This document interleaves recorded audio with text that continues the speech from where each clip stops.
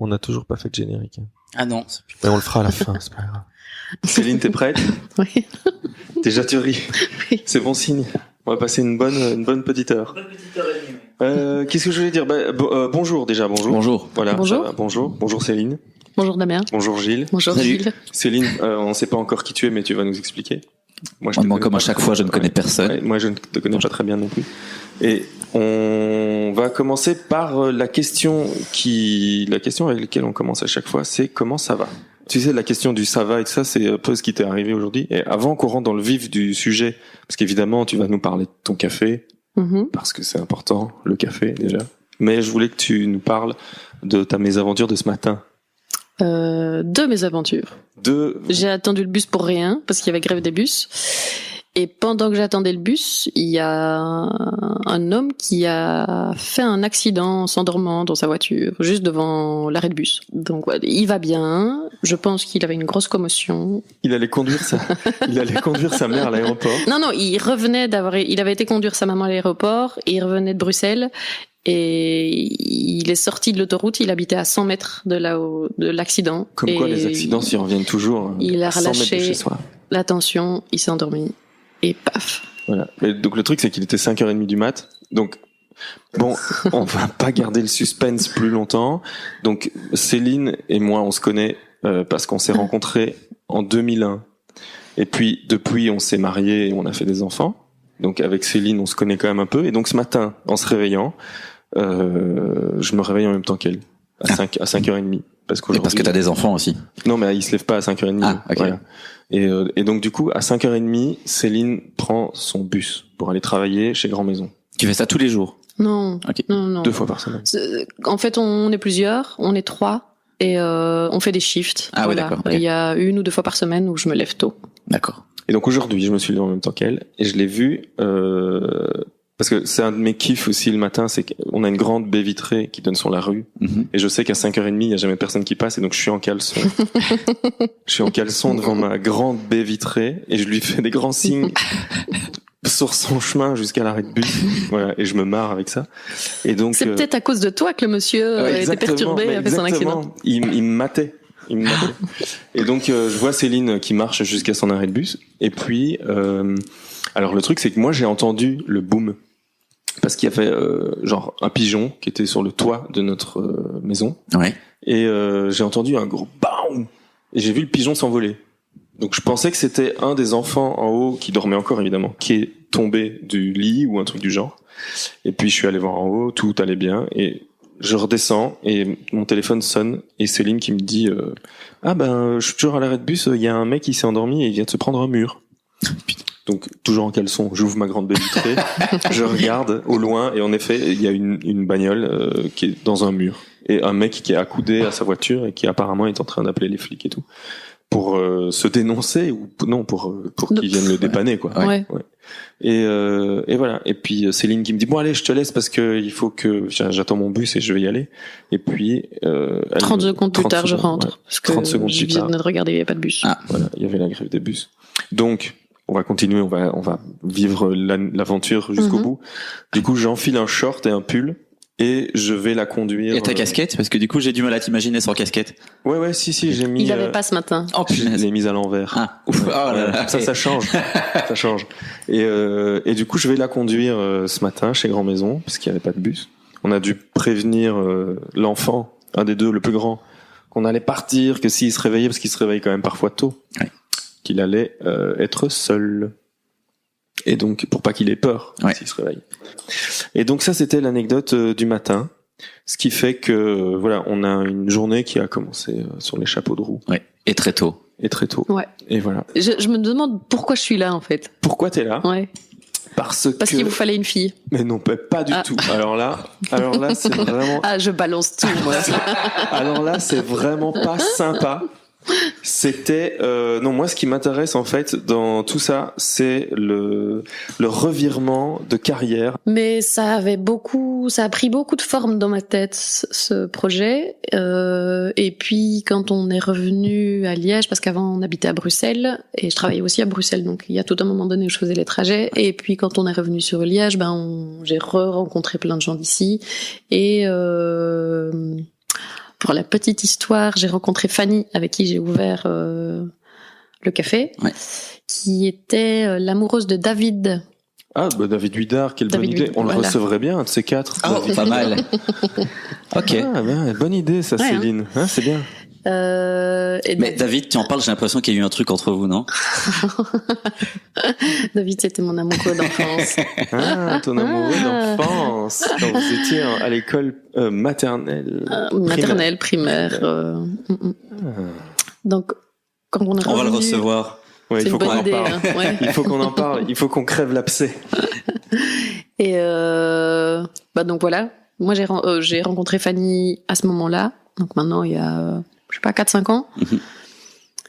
Et puis on discutait comme on peut discuter autour d'une table et en soirée, apéro et de voir que ça accrochait bien et puis qu'on avait un peu les mêmes envies, les mêmes idées. Et si on remonte, à cette époque-là, vraiment à un moment donné, il y avait une troisième personne, Amandine, et on a commencé à faire des petits brunchs chez des amis. David même participait un petit peu à ça. Et quand tu dis faire des brunchs, c'est-à-dire que vous l'organisiez dans le sens où c'est vous qui vous occupiez de tout. Ce qui est... Ok. C'est pas juste vous avez pas organisé ça, genre tiens on ferait bien un brunch chez moi, si vous alliez chez des gens qui en organisent. Non, on a commencé par chez moi, mais c'était avec plein d'amis, 40 personnes, je sais pas, et puis je sais pas, on a voulu en faire un blog, ça a pris plein de formes. Et puis on nous a demandé d'en faire. Vous en aviez fait un pour Jaune Orange aussi. Vous avez fait un concert brunch. Donc il y a eu plein de variantes. Ça ne s'appelait même pas Grand Maison en fait. Ça s'appelle les filles ou je sais pas. Non, pas les filles. Non, je crois que ça s'est appelé Grand Maison très vite. Ah ouais. Et puis voilà, moi j'ai décidé. Mais là tu bossais plus à Bruxelles. Si, toujours. Toujours. Ok. Et là, mais vous aviez quand même déjà la maison à Liège. Ouais. Pendant 2 ans, j'ai fait 2-3 ans. J'ai fait les trajets encore. Je travaillais une partie chez moi aussi, mais c'était quand même l'enfer. J'avais vraiment envie d'arrêter. Parce que sinon... Et puis Damien me poussait beaucoup. Ah bon? On peut lui reprocher beaucoup de choses. Mais on peut me reprocher beaucoup de choses, mais par contre... Il est hyper motivant. Enfin voilà. Vas-y, lance-toi. Ouais, regarde, la preuve, c'est que j'ai poussé Pierre à faire un podcast. Il n'est jamais là. Ah oui. Voilà. Et je t'ai poussé à faire un podcast. Heureusement, toi, t'es là. Ouais. Parce que sinon, j'aurais encore été tout seul. Mais oui, mais voilà. Mais par contre, il faudrait... C'est vrai, faire des choses. Tu pousses les gens à faire des choses. Il faudrait que je trouve quelqu'un qui me pousse, moi. C'est bien, moi j'ai Gilles en fait. Gilles il me pousse, c'est bien. Oui, mais après j'ai pas ta persévérance, moi. Ouais. Bon, là, ça va, le podcast. Comme je me pousse déjà moi-même. C'est ça. On peut pas tous se pousser tous. Mais non, mais c'est important d'avoir quelqu'un qui croit en toi et qui dit, clairement. Vas-y, fais-le. Peu importe, tout ce que ça peut générer, engendrer, les risques et tout ça, on verra. Ouais. Mais d'ailleurs, ça c'est une particularité de Céline, c'est qu'elle ne trouve jamais ses mots. Et c'est ça qui fait son charme. Et donc, j'avais un peu peur de venir ici, parce que non, c'est pas peur, c'est juste que générer, ça c'est encore un petit peu un autre truc que c'est dans la continuité de Grand Maison, mais voilà, les podcasts et tout ça, c'est un truc qui me plaît beaucoup et des fois on se dit on ferait bien un podcast vous aussi c'est toi qui m'as encore dit vas-y t'es là. Ça m'étonne pas. Mais... Donc attends, je vais reprendre là où j'en étais, sinon je vais tout oublier encore. Oui. Voilà, je pense que j'ai dit à Fanny, voilà, moi je vais vraiment me lancer. Si ça te dit, on fait ça ensemble. Amandine nous avait déjà dit qu'elle voulait continuer. Elle était graphiste aussi. Oui. Elle voulait continuer à être graphiste. Elle voulait pas se lancer dans une aventure comme ça. C'était juste un truc qui l'amusait, mais c'était pas un but de vie ou voilà. Et donc voilà, j'ai proposé à Fanny de faire quelque chose parce que ça n'avait pas non plus encore de forme, mais si on voulait un petit café, faire à manger, mais voilà, c'était encore vague. Et puis... Vous étiez aidé aussi par Jobin? Ouais, aider, si, c'est aider. C'est juste qu'on avait besoin de quelqu'un. Comme on travaillait justement toutes les deux, on n'avait pas beaucoup de temps et on avait besoin que quelqu'un nous dise, voilà, pour demain, tu dois avoir rempli tout ce tableau de chiffres. Donc le concept, l'idée, on savait ce qu'on voulait. Après moult discussions. Après moult discussions. Je sais parler, mais c'est même pas le stress, non, c'est toujours. C'est trouver les mots. Ouais. Et après moult discussions, on avait trouvé le concept. Donc Jobin nous aidait pour les chiffres, qui est un lieu sympa, convivial. C'est bizarre de dire ça, mais ouais. Pour accueillir des gens pour des cafés très tôt le matin et des petits déjeuners. Et puis, comme on ouvre encore plus tard dans la journée jusqu'à 5 heures, on fait des petites choses à manger. Mais ça reste de la soupe, un œuf, des choses très bonnes. Ça change toutes les semaines. C'est des produits de saison, locaux. C'est fait maison, fait par nos petits doigts. C'est ça que je dis, que je les fabrique, que je les produis. Par exemple, hier, je suis rentré dans leur cuisine et il y avait des aubergines qui allaient passer au four. Pour faire du baba ganoush. Pour faire du baba ganoush. Je ne connais pas du tout. C'est une sorte de caviar d'aubergine. C'est comme du houmous, mais d'aubergine, quoi. Et voilà. Et on y passe dans notre petit café de la chouette musique et il y a des gens qui viennent pour se poser, d'autres pour manger, d'autres pour discuter, d'autres pour travailler. Voilà. Ok. Et là, ça va bientôt faire 3 ans. Chouette. Ah, mais alors, les 3 ans, c'est le 10 août. Le 10 août, le 10 août. Voilà, l'anniversaire est lancé. Ouais. Donc si vous êtes de passage à Liège, on en profite pour faire une petite... Ce sera un vendredi. Ouais, c'est ça. J'ai des questions vraiment basiques et très concrètes, mais j'essaye de m'imaginer dans la situation et le genre de choses qui pourraient me rebuter. Je me demande comment on se lance, ne serait-ce même que financièrement, le risque que c'est, parce que vous, tu le disais, vous avez une famille. On donc est fous. Ok.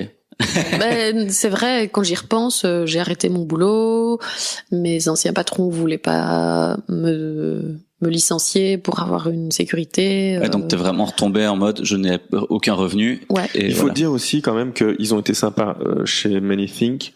Donc... ah non mais moi, il faut le dire. Ouais, tout à fait. Ils ont donc plutôt que de la licencier pour parce que ça a peut-être quand même joué finalement sur le fait t'étais déterminé, ça c'est sûr, t'étais déterminé. Ouais, je leur ai dit voilà, moi je pars. Mais mais déterminé à faire marcher Grand Maison. Mm-hmm. Donc le truc c'est que plutôt que de la licencier et puis qu'elle ait le chômage et l'espèce de confort d'avoir du chômage, ce qui n'aurait pas été très légal d'ailleurs, je sais pas si on pourra le diffuser. Ils peuvent pas renvoyer quelqu'un en droit s'il n'y a pas vraiment de raison de la, tu vois. Ah oui, c'est vrai, tiens. Non, mais tout le monde fait ça. Oui, mais de toute manière, ils l'ont pas fait. De toute manière, ils l'ont pas fait. Voilà. Mais par contre, ils lui ont donné un préavis que j'ai pas dû prester. Elle a pas dû prester. Donc ça lui a laissé 3 mois. Donc c'était que 3 mois aussi, c'était pas plus fou, quoi. Mais 3 mois où elle a pu bosser 10 heures par jour sur son projet de Grand Maison, quoi. Ouais. Après, il y avait une grande inconnue qui était le lieu. Ouais. On aurait pu chercher pendant 3 ans si on n'avait pas trouvé le lieu. Là, et puis le lieu, ça dépend aussi, énormément. Ça va beaucoup dessiner le fait que ton truc réussisse ou pas, parce que si tu fais ça dans c'est ça, on n'allait pas prendre n'importe quoi juste pour avoir un lieu, quoi. Mais d'ailleurs, pour l'histoire du lieu, il faut que tu racontes comment ça s'est passé avec Bruno de l'art contemporain et tout ça. C'était tellement fou. Mais non, mais on est friand d'anecdotes, nous, dans cette ça, c'est le but. Voilà, c'est pour ça. Le but, c'est de se raconter des anecdotes, parce qu'on s'en fout du fil conducteur et tout ça. Ici, on est autour d'une table. C'est comme si on était chez Grand Maison, ici. On est autour d'une table et on discute. J'aurais dû apporter du café. C'est juste qu'on a rien à boire. Ah, mais oui, voilà, fallait que t'amènes du café. Bon, on recommence tout. On fait du café. Et, pas une scène cette histoire. Une scène CO. L'anecdote, pour le lieu. Pour le lieu, c'est qu'on bougeait beaucoup dans Liège. On savait plus ou moins le quartier. On voulait pas être dans le centre. On voulait un peu excentrer. On avait quelques petits endroits. Enfin, on bougeait beaucoup. Et puis, c'est Antoine Michel que j'ai rencontré, je sais plus, par hasard. Batteur de Ginzu. Pour faire un lien avec la musique. Ouais. Ah oui, okay, Et Antoine me dit je connais quelqu'un qui a son atelier dans ce bâtiment, à l'arrière du lieu que je voyais. Et donc il me dit viens, on va aller voir Bruno pour voir si l'aventure de l'atelier est allouée ou quoi. C'était pas du tout alloué. Il occupe tout l'atelier qui est un lieu de fou d'ailleurs. Dans lequel lui fait ses peintures, mais je lui ai laissé une petite carte en disant voilà, si jamais tu vois un autre lieu, appelle-moi, en me disant qu'il ne le ferait jamais. Enfin que voilà. Je vois le genre de voilà. Et je pense, je sais pas combien de temps après, mais pas longtemps après, il m'a dit je pense que j'ai trouvé un super lieu. Ah oui, mais attends, c'est encore plus compliqué. Il y a un truc en plein milieu. En fait, au milieu de tout ça, il y a des trucs fous, quoi. L'histoire est dingue. J'avais donné ma carte à Bruno et entre-temps, comme j'avais pas beaucoup d'espoir en lui donnant ma carte, on avait trouvé un autre lieu qui était à louer et on était en discussion avec le propriétaire C'est très beau, c'est une maison en coin avec des briques. Ils sont en coin avec des briques. C'est une maison avec des briques. Avec des fenêtres en verre et tout? Non, justement, il n'y a pas de fenêtre pour l'instant. On est à la pointe de l'architecture à Liège, donc on fait nos maisons en briques. C'est pour l'instant, il y a des panneaux à la place des fenêtres. Marc Tambalo. Ouais. On avait déjà tout imaginé, on avait même fait des pré-plans. Ouais. Et donc on avait rendez-vous avec le propriétaire chez lui pour signer le bail. On était d'accord sur un prix. Toutes les deux, on est arrivé avec notre petite bique toute fière et arrivé là-bas, c'est pas le propriétaire qu'on voit, c'est son homme de main, on va dire. OK. Qui nous dit en fait monsieur, je sais plus comment il s'appelle, a réfléchi, monsieur X a réfléchi et en fait, il pense que le lieu et tout ça vaut plus. Donc, il augmentait le loyer de 1 000 euros. Par mois? Il double le loyer. Il double le loyer. Voilà, genre le loyer c'était 800 et il le met à 1006. Ah, ok. Et donc, nous, on était avec notre petit bic, on a dit, non, c'est pas possible. On peut pas. 1200, on peut pas. Pardon. Et donc, on est reparti. Toute penaude en disant là, moi avec c'est bête mais mon salaire les mois qui passaient et tout ça, mais on va trouver, on était hyper positive. Et le jour même, Bruno me téléphone ou m'envoie un mail je sais plus, pour me dire ça pourrait très bien vous convenir et c'est la petite maison dans laquelle on est maintenant. Ah d'accord, ah putain. Ouais. Qui était à vendre pour une bouchée de pain. Enfin, c'était quand même après on a fait tout un énorme travail auprès des banques et tout ça parce que c'est super, on a pu acheter la maison, mais ça vous appartient alors en plus. Ouais, c'est un autre travail auprès des banques pour dire que t'achètes une maison pour faire un projet Horeca. Oui. Dans Liège. Dans Liège. Ouais. Et donc les banques. Deux filles qui n'étaient pas du tout dans l'Horeca avant et. Donc voilà. Deux filles qui viennent de nulle part, qui veulent ouvrir un truc Horeca, les banques. Sans aucune expérience. Les banques, elles te rient au nez. Ouais. Donc un café, des cafés, il y en a 1000. Vous voulez faire des sandwichs, c'est ça? Non, bref. Mais on y a réussi. Ah, vous avez réussi à les convaincre? On a réussi. Oui. Ouais. Mais du coup, c'est un autre délire. Tu pars de, tiens, on va faire un café, enfin, on va louer le bâtiment et t'as déjà l'aventure de se mettre en société, j'imagine, devoir remplir des business plans et faire tous des trucs qu'on n'a jamais l'habitude de faire, à devoir en plus faire un prêt.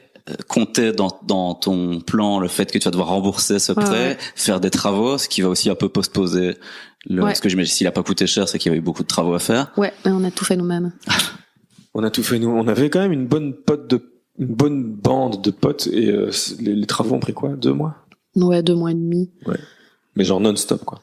On était là tous les jours, le gros chantier, mais on avait une bonne bande de potes. Et le projet a pris tout de suite? Oui. Après, on voit maintenant la différence, entre il y a 1 an et maintenant, et c'est super cool. Positif ou? C'est positif, ouais. Mais ça a quand même pris, il y avait des jours où on était toute seule et on pouvait s'appeler dans la maison, comme si on était chez nous, mais je crois que c'est tous les établissements, j'espère.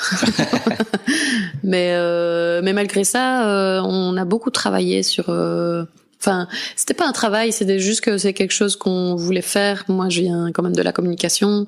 Et en fait, j'adore faire des cafés, j'adore faire à manger, discuter avec les gens, mais j'adore aussi en parler. Un univers. Voilà.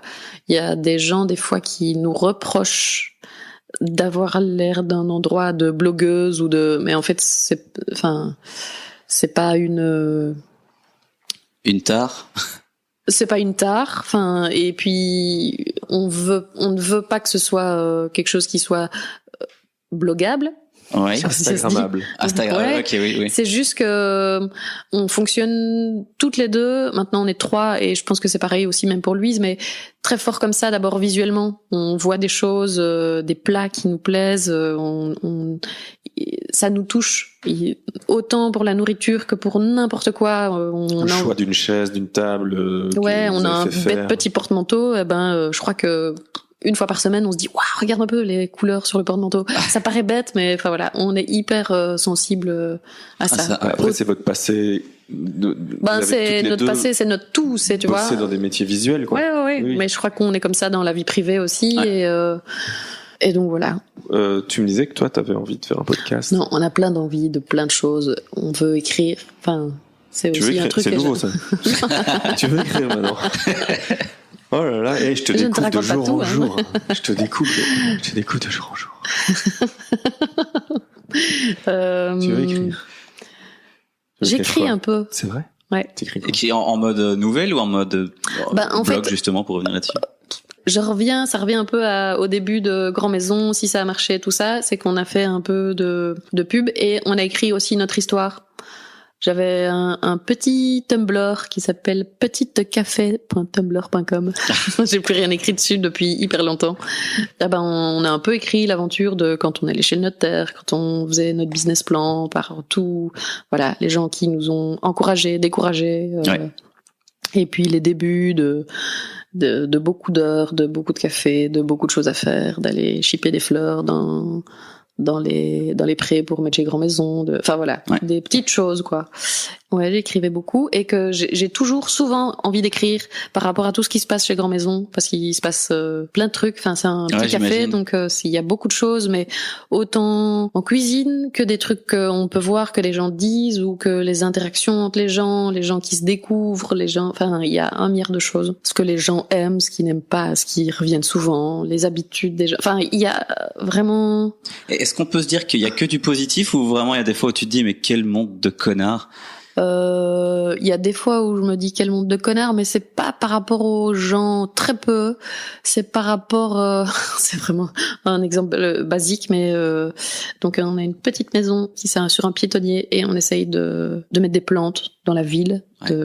Et en fait, il y a quelqu'un qui vient nous les casser, casser vos fleurs. Nos plantes. Un arbre. Plantes, ouais, un arbre. On a planté un arbre, un bel arbre de 2 mètres de haut. Et on vient nous le casser petit à petit, casser les branches, et on a planté du houblon. Il y a un client qui est venu nous a proposé de mettre du houblon pour le long de la façade. Et ça fait 3 fois que quelqu'un nous arrache le houblon. Enfin. Donc là, on se dit, quel monde de pute. c'est pas très beau. C'est pas très sympa, on va le biper. Ouais. Quel monde de. Quel monde. Oui. Puis non, enfin comme dans tous les métiers. Les gens qui se garent devant chez vous, alors que c'est un piétonnier. Ouais, voilà, ça c'est des trucs basiques. Ah oui. Des trucs nuls. En fait, le seul truc, on râle peut-être beaucoup, mais je crois que c'est dans toutes les interactions avec des gens, dans tous les métiers. C'est juste que là, en fait, mon métier, au cours de la journée, j'ai, je sais pas, 100 clients. Ouais. Et donc le rapport par rapport quand j'étais graphiste, j'avais aussi des clients qui me disaient comment faire, quoi faire, parce qu'on me dit comment faire, quoi faire. Ah oui, t'as ça chez Grand Maison, des gens qui te disent quoi faire, comment le faire. Il faut ouvrir le samedi. Non, on a décidé de ne pas ouvrir le samedi. Ah mince, ça je l'ai déjà dit. Mais je l'ai dit à Damien. Non mais tu fais partie de ces gens. En fait, si je me trompe pas, c'est fermé le mardi et le samedi. Ouais, c'est ça. Alors, j'ai eu trois mauvaises expériences avec Grand Maison.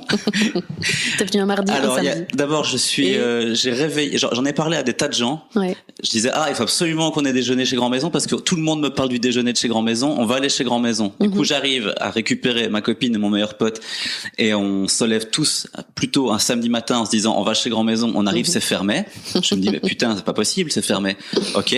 Ensuite, j'ai voulu y retourner seul le mardi. Et je suis arrivé, c'était fermé, donc je me suis dit, c'est tout le temps fermé ici. C'est ce que beaucoup de gens nous ont déjà dit, c'est horrible. Et puis finalement, j'y suis allé, je crois que j'ai demandé à Damien, je fais le vendredi, c'est ouvert le vendredi, on peut y aller le vendredi, ça va, c'est ouvert, ouais. Et entre 8h et 10h, c'est ouvert, ouais. J'y suis allé.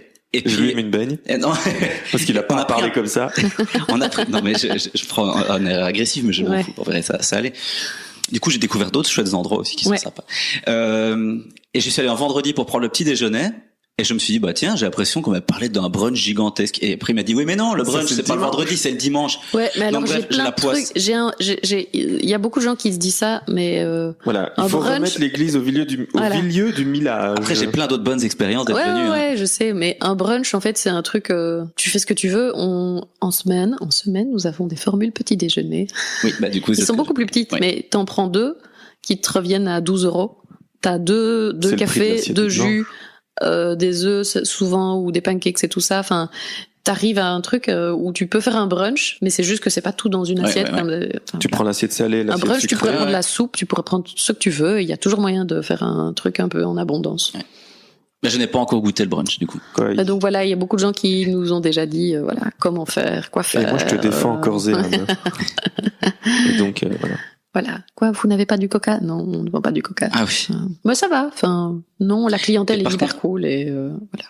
En fait, en travaillant dans l'Horeca, tu te rends compte de beaucoup de choses. C'est vraiment un milieu, ouais, mais comme quand tu travailles dans le graphisme, les gens du graphisme doivent se dire pareil. Enfin, bah ouais, il y a des gens qui disent je veux du rose, je veux du bleu, ou quand tu travailles dans l'Horeca, tu te rends compte que un petit pourboire, en fait, tu vis pas sur les pourboires, mais ça fait tellement plaisir. Mm-hmm. Un bonjour, un au revoir, enfin des trucs même bonjour au revoir, basiques. Je sais pas expliquer. Enfin, il y a plein de petits trucs que tu ne te rends compte que quand tu travailles dedans. Je pense pas que j'ai déjà entendu c'est nul. Bah si, il y a toujours des gens qui ont quelque chose à dire et voilà, tant que non. Okay. Non mais c'est bien de ne pas finir ses phrases aussi. C'est important de pouvoir laisser aux gens le temps d'imaginer ce que la phrase pourrait devenir. Je ne sais même plus. Et puis au montage, c'est super simple aussi après. Oui, tu vas bien t'amuser. Non, mais tu peux laisser tout ça. Oui, c'est vrai.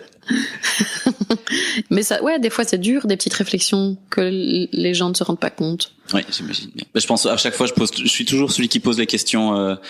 Pas négative, mais genre les trucs. C'est parce que moi, comme je suis un flippé de tout ça, je me mets toujours à la place de toutes les choses qui m'empêcheraient de le faire ou qui me déprimeraient au quotidien.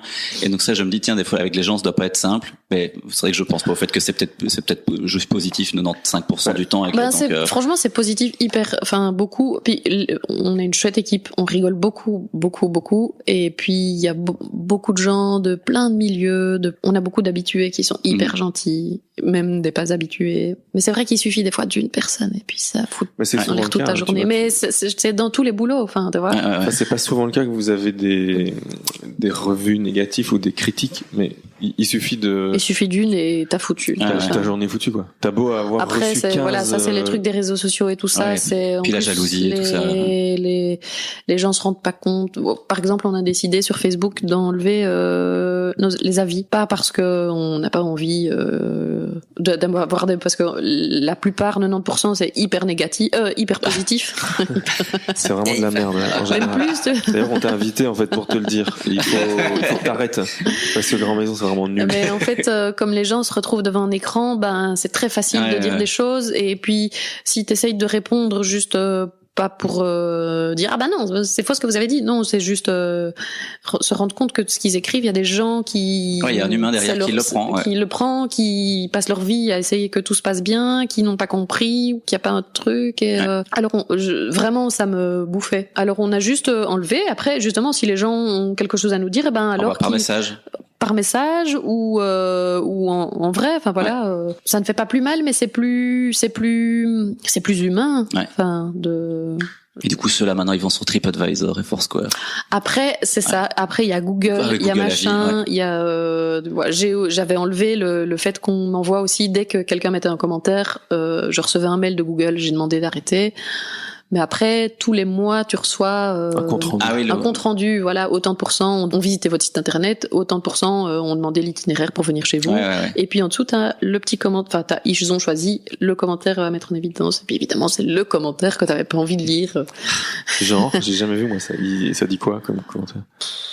C'est très positif mais négatif. Enfin, en fait, c'est juste parce qu'on le prend hyper personnellement. C'est dire, tu vas voir, en fait, c'est toi qui l'as écrit. C'est toi qui l'as écrit. C'était déjà que c'est un peu bizarre de la manière de commander. On est obligé de venir passer commande au bar et parce qu'on surtout que le bar est loin de tout. Oui, c'est ça. La maison est tellement grande. Non, mais ça peut poser problème à certaines personnes, voilà. Et puis que pour un dimanche, ils s'attendaient à trouver un brunch. Ce qu'ils ont trouvé, mais à mon avis, ils s'attendaient peut-être à un buffet. Tu vois, chacun se fait son idée et donc se dit, si moi j'ai ça comme idée, ça doit être comme ça. Mais en fait, non, c'est ça qui est bien dans tous les établissements, c'est que chacun a son propre univers, a la manière de fonctionner. Si on arrivait partout et que c'était mais que c'était super, que qualité, très sympa, quand même un peu cher aussi. Et en fait, ça regroupe tout ce dont on a parlé, ce commentaire, parce qu'il terminait par j'avais plus l'impression d'être dans un repère de blogueuse. Voilà, il faut savoir à quoi s'attendre. Sympa. Et donc tu vois, c'est positif, négatif et tout ça, et tu te prends ça, paf, toi. Et moi j'ai pas demandé j'en peux rien si des gens prennent des photos, trouvent ça joli, trouvent ça bon. Mais j'ai aussi la personne la plus âgée, il y en a beaucoup aussi. Enfin voilà, il y a beaucoup de gens qui se font une idée parce que je sais pas, parce qu'ils voient des photos, peut-être que c'est sympa, et donc tout de suite c'est catégorisé, catalogué. Et alors j'allais rebondir sur cet avis négatif. Ça ne peut pas être moi, pour la bonne et simple raison que je ne mets jamais d'avis négatif. Sur Google. Non, sur rien du tout. Et d'ailleurs ça m'a même joué des tours. De ne pas mettre d'avis négatif. Ouais. En fait j'ai une fois été à Rotterdam dans un Airbnb que je commande, qui en photo avait l'air d'être le décor était un peu hippie, etc. Mais bon, bref, ça avait l'air chaleureux. Je me dis, tant mieux. Au moment où je le réserve, donc j'ai l'adresse et le nom de la personne, comme tu as à chaque fois chez Airbnb. Et puis 2 semaines avant que ma location commence, la personne me recontacte en me disant en fait l'adresse c'est pas celle que j'ai mis là parce que je voulais pas mettre ma vraie adresse sur Airbnb. Donc voici la vraie adresse. Mais en revanche l'appartement c'est bien celui des photos. Et donc moi je ne serai pas là quand vous viendrez, mais ce sera ma pote machin qui viendra vous ouvrir. Donc tenez-moi au courant de l'heure à laquelle vous arriverez et vous organiserez avec elle. Et donc je sais plus le nom, mais on va dire que la fille s'appelait genre Manon Dupont. Ouais. Et quand je suis arrivé, j'avais donné rendez-vous à 15h à la personne et je suis arrivé à 15h11 parce que Rotterdam et qu'il y a eu des embouteillages, etc. Donc je me suis excusé en arrivant, la personne m'a rien dit de spécial, elle a ouvert. Ça correspondait effectivement à l'endroit, sauf que c'était un peu plus route qu'en photo encore. Et donc, enfin voilà, l'appart était pas très clean. Il y avait genre des vieilles pommes de terre pleines de germes qui poussaient dans la cuisine. Il y avait, l'autre truc dont je me rappelle, c'était que lorsque tu prenais une douche, la douche, il y avait fil électrique apparent, des lampes, etc. Bon, c'était pas très safe, mais tant pis. Et quand tu prenais une douche, ça créait un espèce de petit lac qui traversait les toilettes pour aller je ne sais pas où. Donc t'avais vraiment l'eau qui coulait. Donc cet appart, c'était un peu l'enfer. Et en plus, en regardant, il y avait, je finis par comprendre qu'elle était musicienne, mais il y avait des affiches d'elle quelque part. Elle ne s'appelait pas du tout par le nom qu'elle m'avait donné, ni son courrier, ça ne correspondait pas non plus. Enfin, c'était assez particulier. Donc je me suis dit, il est naze cet appartement. Donc qu'est-ce que je vais faire? Donc je n'ai pas osé mettre de commentaires négatifs. J'ai essayé de trouver tout le positif qu'il y avait. J'ai mis très bien situé, charmant quartier, très atypique. Enfin, voilà, j'ai mis ça. Elle m'a juste mis un commentaire en mettant, c'est pointé avec 11 minutes de retard, n'a pas donné de nouvelles. Je ne recommande pas cette personne, quoi. Enfin, voilà. Et malheureusement, on ne peut pas modifier son commentaire sur Airbnb, et je n'ai pas eu non plus la méchanceté de me dire je vais la signaler, parce que je me suis dit peut-être qu'elle, je sais pas moi, ça lui apporte 400 balles en plus tous les mois, elle en a besoin, j'ai pas envie de signaler. Enfin bref, parler comme ça aux gens. Mais voilà. Donc je ne mets pas d'avis négatifs, je n'en mets que quand j'ai des bonnes choses à dire et quand j'ai le temps, parce que souvent t'as qu'à mettre des avis négatifs maintenant. Ouais, je vais faire que ça. On fait que ça. D'ailleurs, on a quelques avis négatifs à mettre sur la page de Grand Maison. Tu as décidé donc d'arrêter d'être graphiste et tu es barista. Ouais. Mais tu as appris le métier de barista comment ça se passe? Imagine quelqu'un, genre moi. Ne te fais pas rire. J'aime bien le café. Si je veux être barista, comment je dois faire? Qu'est-ce que je fais? Et comment toi t'as fait? Explique-moi un peu comment on fait un café. Par exemple un café avec une machine, quel genre de machine, c'est quoi, combien la pression, c'est combien de bars, et puis les degrés, j'imagine que l'eau doit avoir une certaine température, la tasse, les centilitres, c'est quoi comme tasse, céramique, pas céramique, faut mettre une soucoupe, est-ce que tu mets du sucre dans ton café?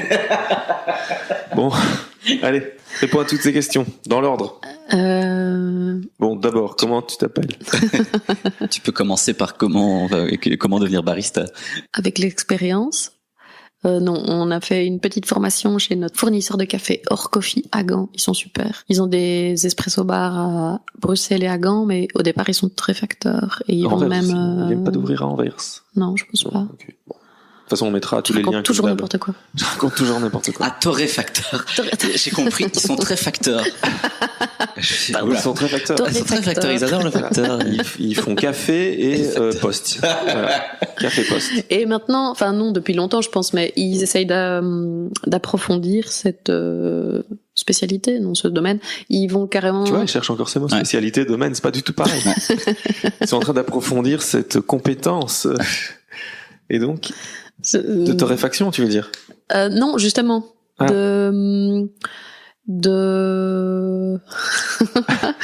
Postier, de poste. Non, d'aller avec les producteurs, de café, ceux qui récoltent les graines. Ah oui, d'aller les rencontrer, tout ça.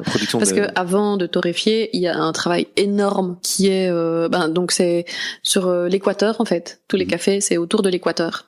Ah oui. Il y a une raison pour laquelle c'est ça. Et tu vois tous les grains. Ouais. Attends, il faut expliquer que tu fais un geste avec tes doigts, qui n'est pas du tout radiophonique, mais donc il faut imaginer qu'elle tire un élastique devant son nez et qu'elle fait aller ses doigts comme si elle faisait des petites étoiles, ou des petites étoiles. Il faut. C'est par rapport à la température, à l'altitude. Enfin voilà, il y a beaucoup de choses de critères qui rentrent. Imagine, c'est souvent Brésil. Dans Brésil, Pérou, Colombie. Et puis en Afrique, Éthiopie. Et donc nos fournisseurs, merci. Ça c'était facile, le mot fournisseur. Non mais j'essaye de vous, tu vois. Oui, tu nous challenges. Fournisseurs. C'est un jeu. Oui. Nos fournisseurs de café, pour l'instant, ils travaillent avec beaucoup de gens, mais ils essayent de développer au Rwanda, au Congo, enfin beaucoup en Afrique. Et donc ils vont là-bas. Et donc parce qu'il y a. Ils rencontrent les fermiers. Il y a une manière de sécher aussi les grains de café. Je croyais que tu allais dire de lécher. Oui, moi aussi. Il y a une manière de lécher les grains de café. Quoi? Nos grains sont léchés. Ah non, ça c'est en Indonésie. Il y a des petits animaux qui mangent le grain de café et puis c'est leur caca qui est torréfié, tout ça. Enfin, il y a un truc comme ça. J'ai vu comment ça s'appelle, mais. On mettra le lien dans la description. C'est très intéressant. Et moi, j'ai jamais goûté ce café, mais il est très cher, par contre. Le grain est très cher et je sais pas s'il est vraiment très bon. Mais en tout cas, moi c'est pas mon kiff. Tu l'as goûté, toi? Ouais. J'en ai goûté une fois. C'est c'est un café très fort. Ça sent le caca? Non, pas du tout. Ça, pour moi, ça goûtait plus la chicorée, tu vois. Rigorée. Ah oui. Et donc les grains de café, tu peux, ils récoltent tous les petits grains à la main. Donc quand vous buvez du café, en fait, il faut imaginer tous ces gens qui ont récolté, qui ont fait sécher. Enfin, c'est à la main. Donc ils sont récoltés. À la main. Les grains sont récoltés à la main. C'est dingue. Les fruits.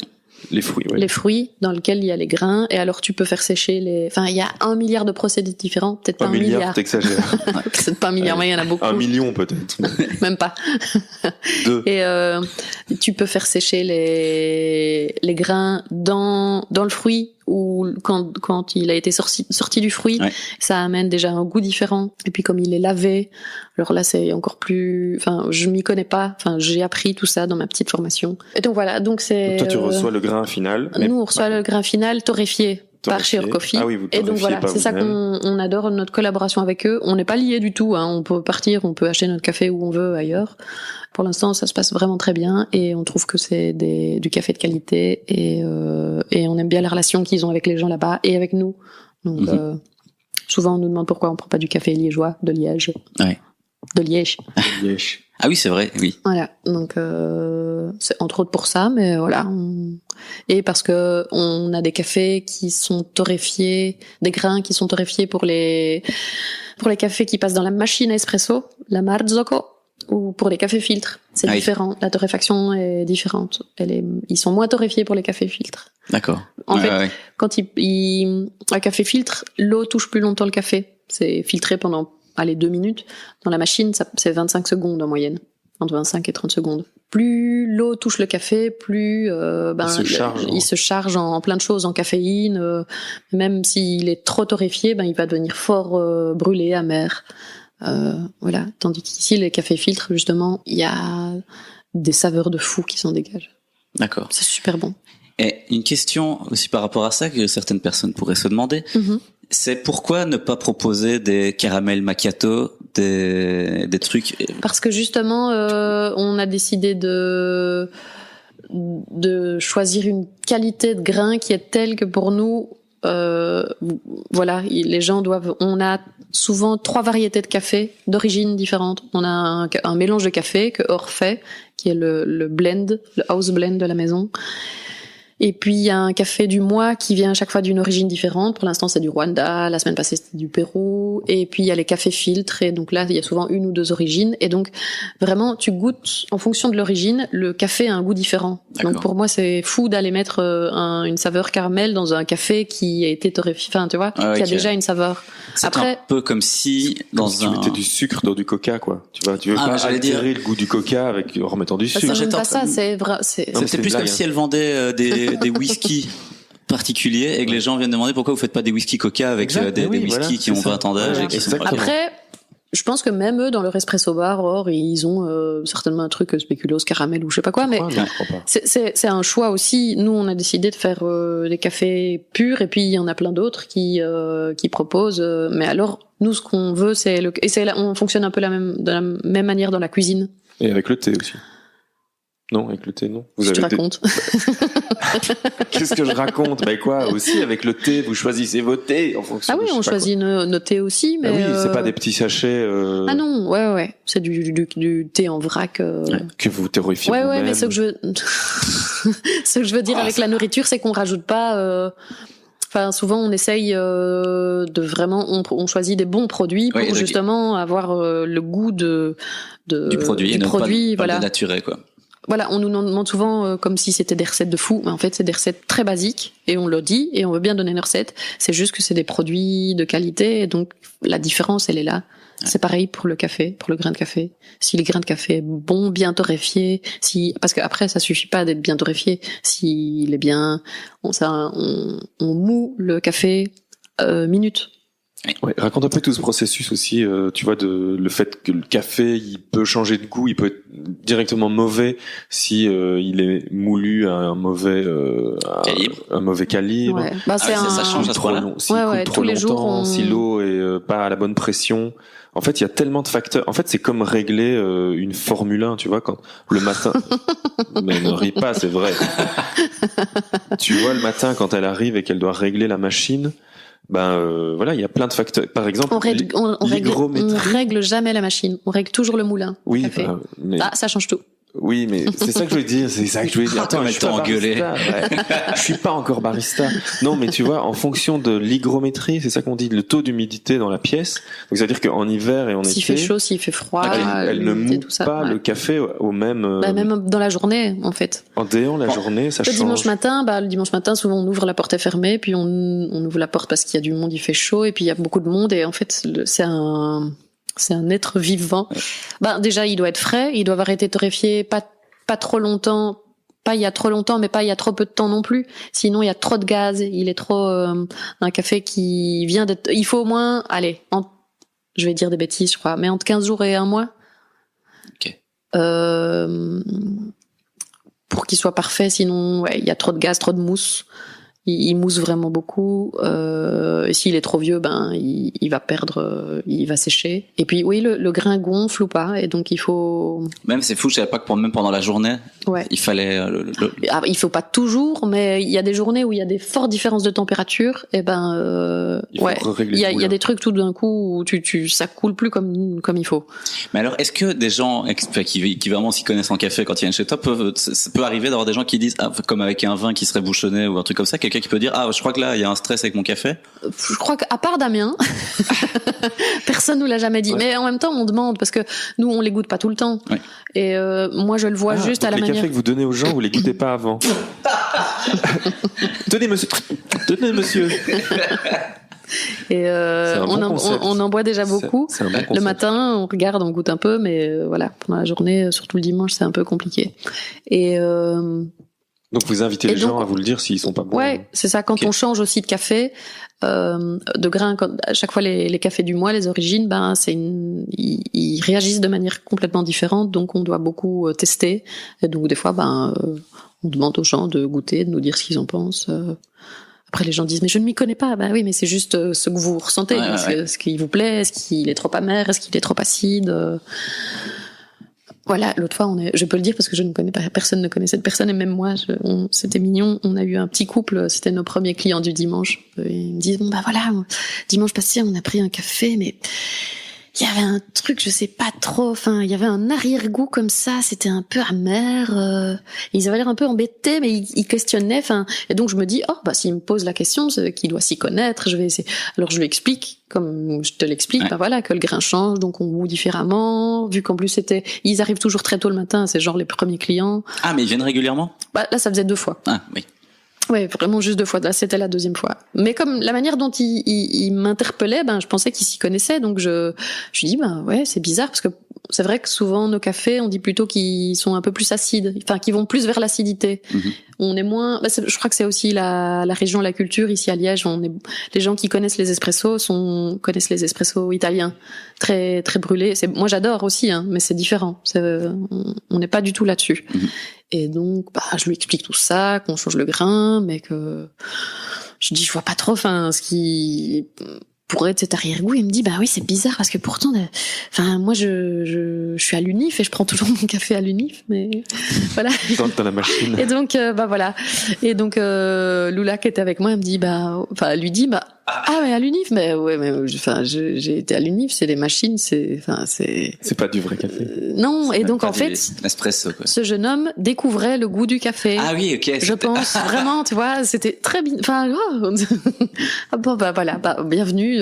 Voilà, ça c'est du café. En fait, je n'aime pas le café. Voilà. Mais après, il prenait des cappuccinos et donc c'est juste que voilà, et donc ça lui plaisait et je pense que pensait aimer le café, mais qui c'était qui avait été habitué à un autre café. C'est ça.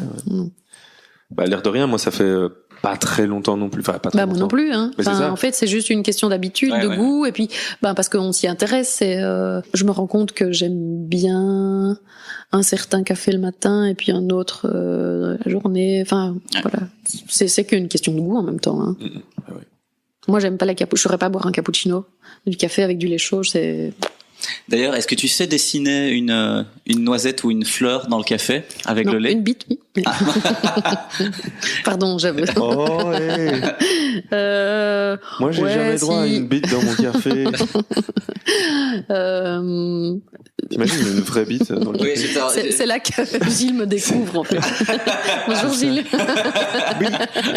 Alors, je voudrais un cappuccino avec une bite. Ah oui, tout le monde va nous demander ça. Damien, sors ta bite, c'est pour mettre dans le café. Ok, j'arrive. Non, j'allais pas. Alors Instagram, aujourd'hui, je mets ma bite dans le café. Je sais pas si t'as vu les dernières stories de Damien. Ouais. Maintenant, il se brûle plus la bouche avec son café, il se brûle la bite. Donc non, tu dessines pas dans le café. Si, on essaye de faire ce gay en fait. Petite fleur, on s'amuse. Le petit cœur, ouais, c'est ça.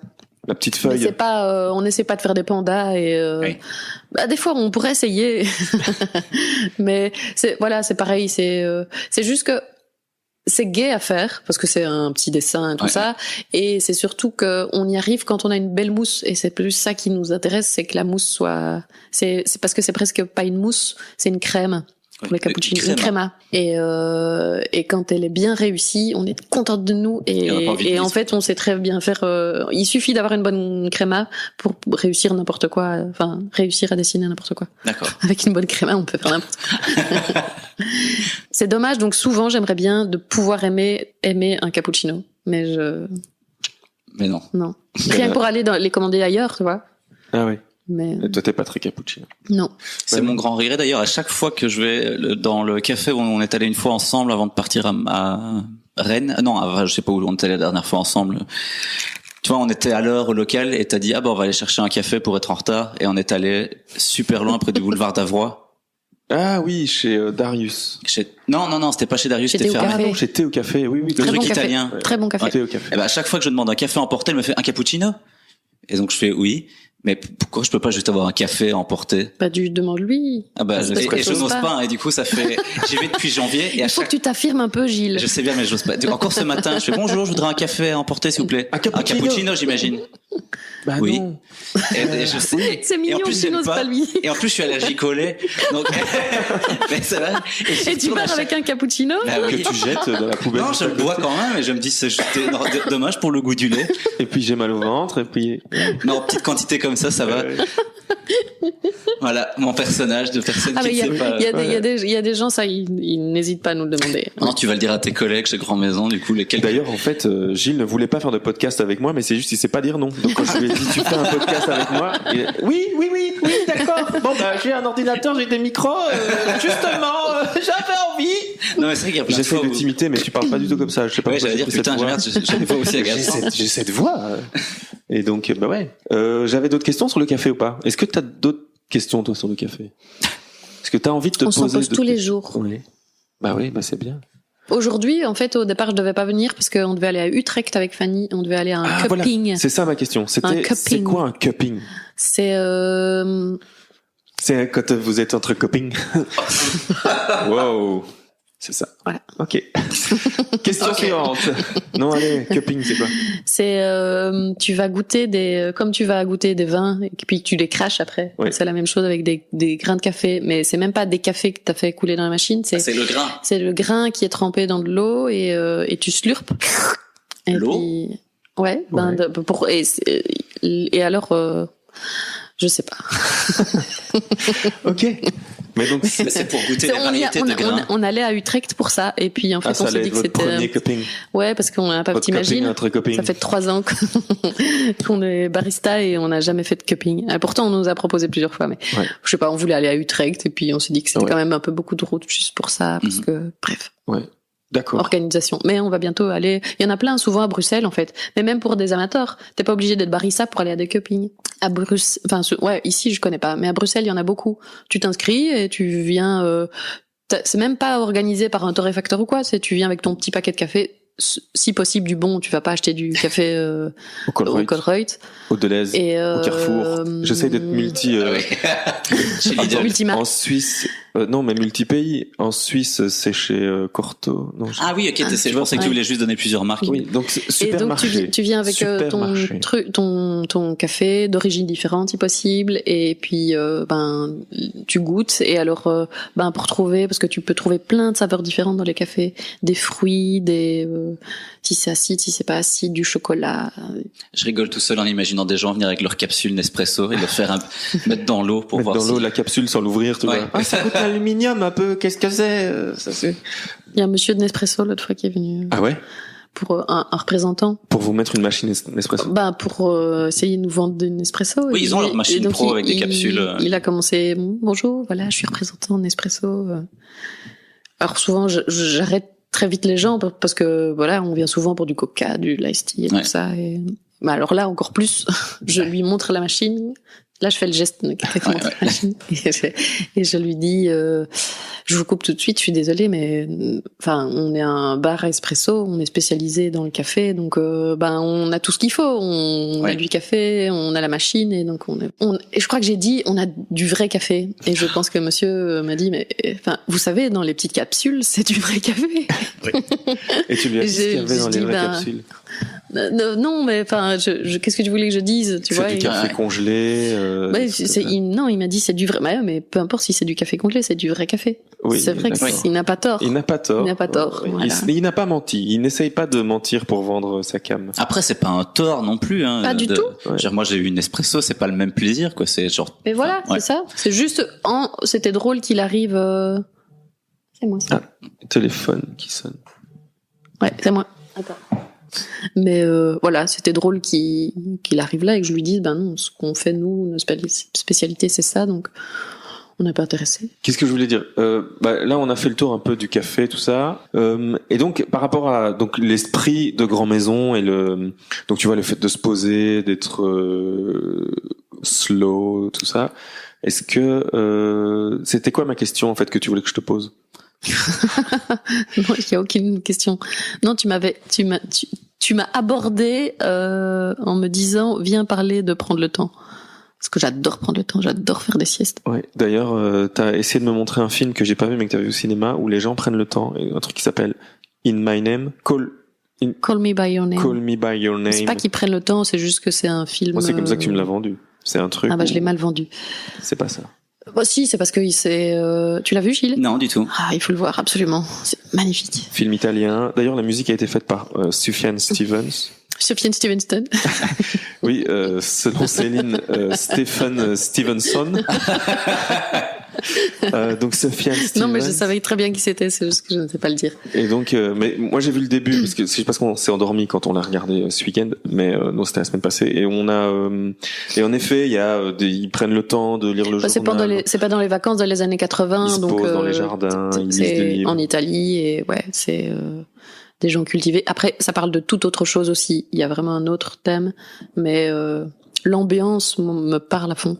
C'est quoi? Je vais le noter. Call me by your name. Ce sera dans les notes du podcast, Gilles, t'as pas besoin de le noter. Oui, mais j'aimerais bien. Je le regarderai d'ici là. Appelle-moi par ton nom. Appelle-moi par ton nom. Et donc, et alors raconte-moi un peu, parce que du coup, moi, je ne sais pas du tout de quoi ça parle, sans spoiler. Hein, ouais, ça parle de beaucoup de choses, des relations. Des dinosaures, par exemple. Non. Est-ce que c'est une des choses? Beaucoup de choses, mais pas des dinosaures. D'accord. Mais donc, années 80. C'est génial comme pitch pour le film. Ouais. Le film qui parle de beaucoup de choses, mais pas de dinosaures. Génial. Et donc, tu m'as convaincu, ouais. Vendu. Et donc le thème, c'est plutôt les relations, la découverte de soi, enfin d'un jeune garçon. Mais moi, ça m'intéressait, mais c'était aussi l'ambiance du film qui c'est pas m'intéresser, mais que j'aime. Enfin, puis la musique et tout ça. Et donc le lien avec Slow. Oui, j'allais dire. Ouais. Et du coup, vous deux qui avez chacun des agendas assez occupés, une vie de famille, etc. Comment vous avez le temps de lire? Enfin, tu disais que Damien soulignait le fait que tu aimais beaucoup lire. Lui, par les podcasts et de discussion, je comprends qu'il lit beaucoup. Et je me demande comment vous trouvez le temps d'avoir une vie culturelle avec 2 enfants, un boulot, des concerts tout le temps et des répétitions qui suivent. Céline a inventé un truc. Non, j'ai pas inventé. Je sais pas où j'ai entendu ça ou quoi. Ça peut se faire autrement, mais nous, à la maison, quand on est à la maison, on a instauré une semaine avec écran et une semaine sans écran. C'est valable. Au départ, ça partait surtout c'était pour les enfants parce que ils sont très vite accros à tout ce qui est jeux vidéo, écran, purement une série ou quoi. On n'a pas la télé, mais Netflix n'aide pas en fait. Oui. Je crois que maintenant, quand les gens disent on n'a pas la télé, ça n'a plus le même sens qu'il y a 15 ans quand j'avais des gens dans ma classe qui n'avaient pas la télé, c'est-à-dire qu'ils n'avaient rien. Mais voilà, et maintenant en plus ils sont tout à fait en âge d'allumer n'importe quoi et de pouvoir se servir de tout. On a essayé plein de manières de fonctionner, de donner des horaires de certains jours et tout ça, et ça fonctionnait pas parce que même moi en tant que parent qui fait d'autres choses, qui cuisine ou quoi, je dis très vite oui vas-y c'est bon pour cette fois et puis on fera. Et puis ça n'allait pas. Et puis même nous, en fait, tu connais Damien, qui essaye de beaucoup de manières différentes aussi de décrocher, et des fois pas du tout. Et puis décrocher du téléphone. Ouais. D'ailleurs, je suis en train de me dire que là, j'ai pas du tout pris mon téléphone depuis 1h30 et que je pense que la meilleure manière pour moi de me détoxifier du téléphone, c'est de faire des podcasts 24h/24. C'est une bonne idée. Chose. Notre vie peut devenir un podcast. Mais donc vous avez instauré cette semaine. Donc je sais pas pourquoi, je suis venue avec l'idée de faire une semaine écran et une semaine pas écran. Et donc c'est valable pour les enfants et pour nous aussi. Et parce que moi en plus comme j'ai un horaire un peu souvent je travaille très tôt le matin, donc quand j'arrive, je rentre, je suis un peu crevée, donc des fois je me vautrerais bien devant la télé et en fait ça permet de ne pas le faire toutes les semaines. Je fais pas ça non plus tout le temps. Voilà, une semaine sur 2, je peux me vautrer devant la télé. Et parce que j'adore lire, mais que je prenais pas toujours le temps de lire ou de faire des autres choses, mais c'est super. Voilà. Et c'est pas difficile à tenir parce que dans la pratique. Pas du tout. Tu sais que après pour les enfants, ils reviennent souvent vers nous. Allez, parce que genre Léon est venu ce matin vers moi, donc on part dans une semaine en vacances et en vacances on va partir sans rien. On peut pas prendre de jeux vidéo, rien du tout. Même pas la Switch? Non. Mais c'est tout l'intérêt de la Switch. C'est de partir en vacances avec. Ouais, mais en plus quand non, parce qu'ils vont passer leur soirée dessus et puis quand tu pars en camping et que tu dois te balader avec ta Switch partout, non. Et puis ils regardent Call Me By Your Name. Ils étaient en vacances, ils avaient rien, ils avaient juste des livres et un hula hoop. Non, même pas.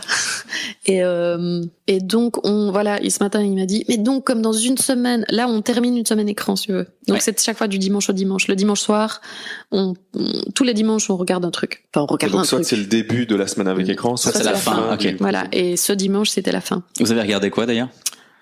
On a regardé Gorille dans la brume. Un gorille dans la brume. Ouais. T'as jamais vu? C'est un film 1988 avec Sigourney Weaver. À propos, donc c'est un biopic de Diane Fossé. Qui a étudié les gorilles au Rwanda dans les années 60, fin des années 60. Et histoire tragique. Je crois bien qu'on n'a pas regardé une merde. Et voilà, histoire tragique. Hein, je veux pas spoiler, donc si jamais vous l'avez pas vu, c'est hyper beau. Bouchez vos oreilles. Mais en gros, donc, en même temps, tout le monde connaît son histoire parce que c'est une histoire vraie. Diane Fossé donc a été assassinée là-bas dans sa petite cabane, dans sa hutte, parce qu'elle avait commencé à mettre le doigt sur une des espèces de magouilles entre des États qui vivaient du braconnage et tout ça. Et je pense que ces États pleins d'argent et ces braconniers qui ne voyaient que de l'argent ont eu plus vite fait de l'exécuter plutôt que d'essayer de discuter. Donc, enfin voilà, je crois qu'il reste toujours plein de mystères autour de son assassinat, hein, mais voilà. Et donc c'est un film à ce sujet. D'ailleurs, à la fin, Vega, qui elle est un peu plus petite, elle a 8 ans et demi, était un petit peu trauma. Oh. Voilà. Elle a bien aimé tout le film, mais c'est vrai qu'à la fin, c'était à partir du moment où il y a un gorille qui on coupe les mains et la tête, c'est fini. Ah. Ouais, là, c'est je peux comprendre qu'à 8 ans, elle est moins aimée cette partie-là, quoi. Voilà, ouais, mais moi, j'étais le voir au cinéma avec ma grand-mère, je pense que j'avais son âge et je me rappelais pas de ça. J'étais fan des singes quand j'étais petite. Et donc, peut-être que ta grand-mère a utilisé une technique de voilà, le film est fini, on se lève, on y va.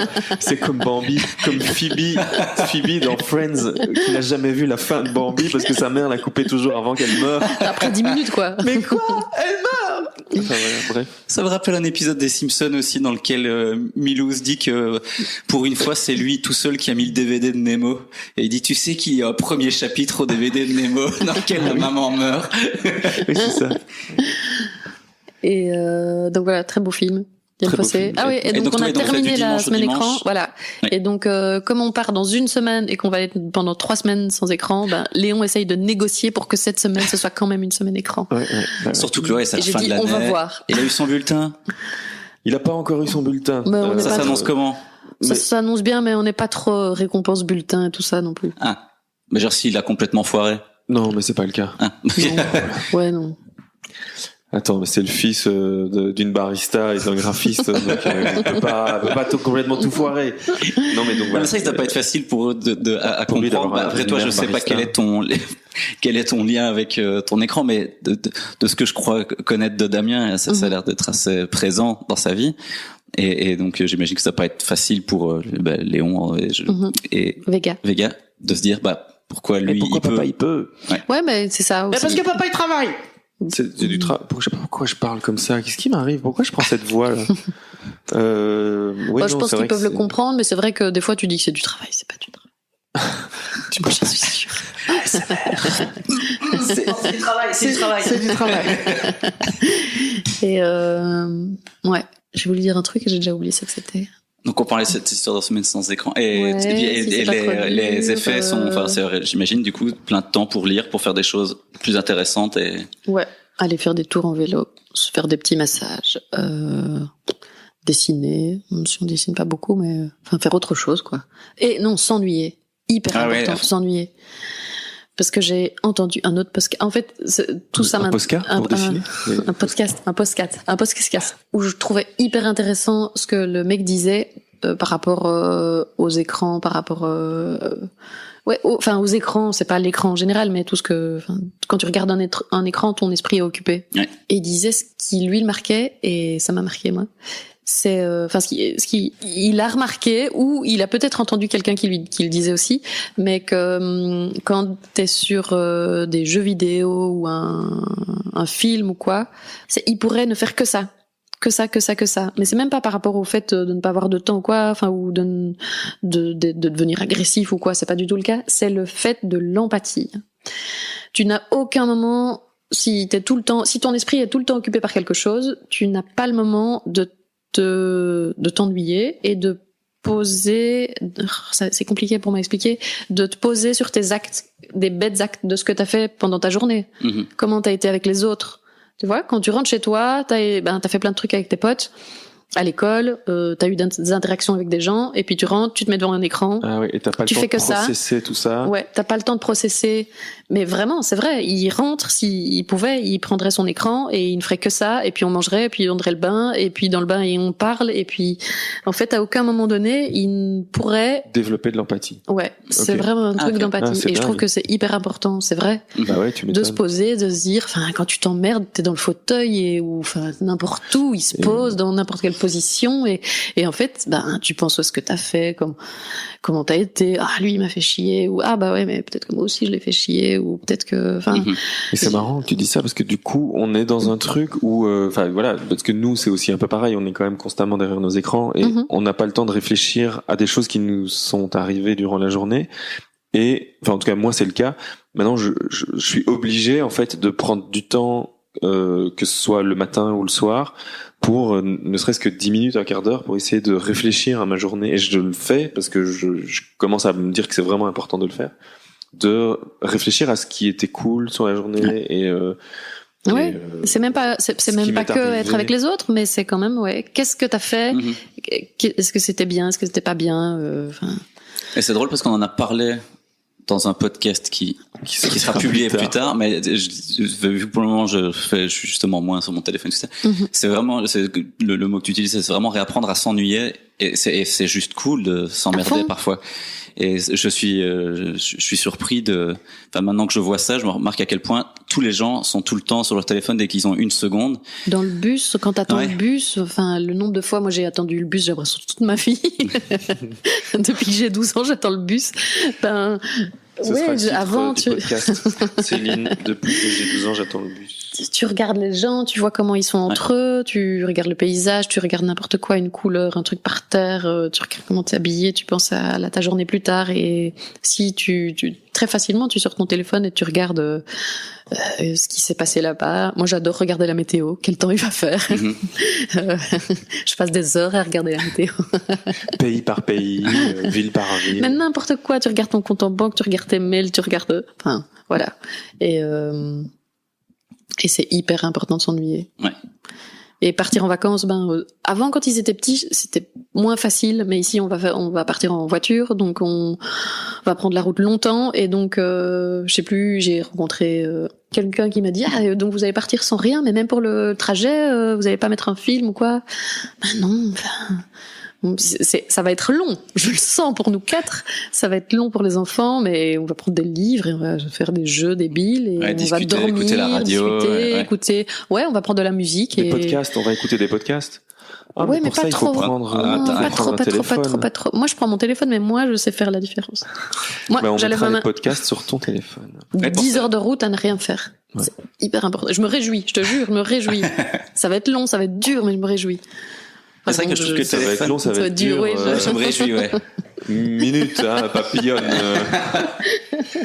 Donc, Ouais, les téléphones a vraiment ce truc, comme un paquet de bonbons. L'autre jour, traînait chez moi un paquet de, je vais dire chic, parce qu'en vrai, moi, je pense chic, je disais bonbons pour faire international. Mais les trucs typiques ronds qui rentrent dans le porte-gobelet des voitures que t'achètes dans les stations-service. Et je me suis dit, j'en prends une. Et j'ai fini la boîte 10 minutes plus tard. Mon téléphone, j'en remarque, c'est pareil. Si le matin, maintenant c'est mon truc de ne plus aller sur mon téléphone. Si j'ai le malheur d'aller sur mon téléphone, je vais me dire tiens, j'ai 5 minutes où je m'emmerde, je vais vite regarder sur 7/7. Oui, parce que je lis les news sur 7/7. Voir ce qu'il y a dessus. Et puis après, je reviens au menu principal et j'attends. Et puis je vais regarder mon flux RSS. Et puis je recoupe, puis je retourne sur machin. Et je fais putain, mais en fait, ouais, c'est dingue. Et c'est une maladie. Mais je pense que justement j'allais dire je crois que c'est une bonne manière de clôturer un petit peu en disant que c'est important de s'ennuyer, et donc on va inviter tout le monde à venez vous ennuyer en buvant des cafés chez la maison. Déjà tout le monde s'est fait chier pendant 1h30. Parce qu'on va faire ça, on va rester un quart d'heure de vide, juste nous qui respirons. Voilà. Parce que comme on l'a déjà dit, on ne sait toujours pas ce qu'on fait avec ce podcast. Et on n'a absolument aucune idée d'où on va. Et finalement, c'est un peu, comme je disais tout à l'heure, c'est un peu comme être autour d'une table et de boire un café. On n'a absolument aucune idée de ce dont quoi on va parler. Foncièrement, nous, on passe un bon moment. Ouais. Et comme je le faisais souvent remarquer, quand toi, tu t'amuses à faire quelque chose, c'est souvent mieux pris par les gens et ça peut être plus intéressant. Voilà. Certains groupes qui font des trucs très travaillés en musique, mais qui se font chier sur scène, ça se ressent, et des gens qui font des trucs moyens, c'est ça, ou en tout cas plus spontanés. Si on prend par exemple l'exemple de Salut c'est cool, mais qui s'amusent beaucoup à le faire, je pense, ou alors ils font vraiment force bien semblant. Et c'est communicatif et j'espère que... Et non, mais c'est exactement ça en fait. C'est à partir du moment où tu t'amuses à faire des choses, et je pense que c'est aussi ça qui marche chez vous, chez Grand Maison, c'est que on s'amuse beaucoup. Vous vous amusez beaucoup, et je pense que ça se ressent dans tout ce que vous faites et dans tout ce que les gens ont l'occasion de pouvoir goûter, que ce soit en café. Coucou Fanny, coucou Louise. Vous nous manquez beaucoup. Et donc voilà. Donc je crois que c'est important de s'ennuyer. Céline, il faut que tu nous dises où on peut te retrouver sur Internet. Les gens qui veulent... Sur Internet J'ai un humour de merde quand même. Sur Instagram. Et sur Instagram, c'est quoi ton compte? Tu le sais mieux que moi. C'est écrit là. Céline Grand Maison, tout attaché. Grand comme grand, l'adjectif. Oh. On va arrêter. Moi je dis rien, moi je réponds pas. Hein. Moi je laisse parler, je laisse courir les rumeurs. Hein. Moi, voilà. Oh mon Dieu. On a les rumeurs qu'on mérite. Donc voilà, Céline Grand Maison, tout attaché, grand comme grand et maison comme maison. Il y a aussi l'Instagram du café en lui-même. C'est grandmaison.café. Grandmaison.café, c'est le voilà. Et sinon votre site internet c'est grandmaison.be. Est-ce que ça t'a donné envie de faire un podcast pour toi-même? Est-ce que tu te pour moi-même, oui, pour les autres, je suis pas sûre. Tu te sens prête? Non, pas trop. Alors, mais ça va venir, hein. Il m'a fallu 10 ans avant de lancer un café. Voilà. Merci Damien, merci Gilles. Nous, on nous retrouve sur merci Pierre. amourchips.com. On est très content d'avoir terminé ce 3e épisode. Pourquoi? Parce que déjà, on savait pas si on allait en faire 3. Déjà, il y a quelques mois, on ne savait même pas qu'on allait en faire 1. Voilà, c'est ça. Et voilà, ça se passe toujours bien. Ouais, en tout cas, pour nous, ça se passe bien. Pour les gens, je pense, toi, Céline, ça se passe bien? Ouais, ça se passe bien. C'est vrai, t'es contente? Ouais, j'en ai déjà écouté un. Ok, et c'était bien? Ouais, c'était bien. T'as écouté lequel? Le premier. D'accord. J'ai écouté le deuxième, mais en cuisine, c'est pas toujours facile. On évite. Enfin voilà, il suffit qu'on m'appelle en bas pour faire un café, pour aider un truc, et puis on fait des découpés. C'est donc, ça. Bon, voilà. En tout cas, merci encore beaucoup, et puis on se retrouve dans 2 semaines. C'était super. Et vous êtes super, n'oubliez pas. Les chipsos. On va les appeler les chipsos. D'accord. Ok. Voilà. Eh bien, bisous. Bisous. À dans 2 semaines. Salut.